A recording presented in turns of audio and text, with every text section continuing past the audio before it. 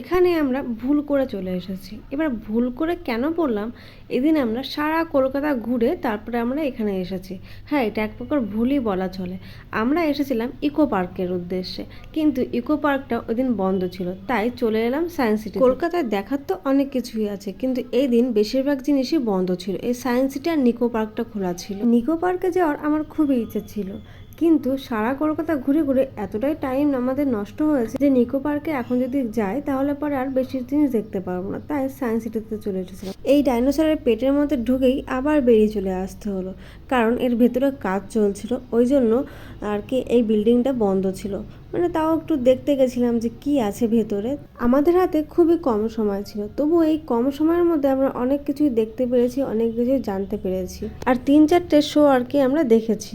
ভেতরে তো camera allow নেই, না হলে পরে শোগুলো শো করে দিতাম আমি এই ভিডিওর মাধ্যমে।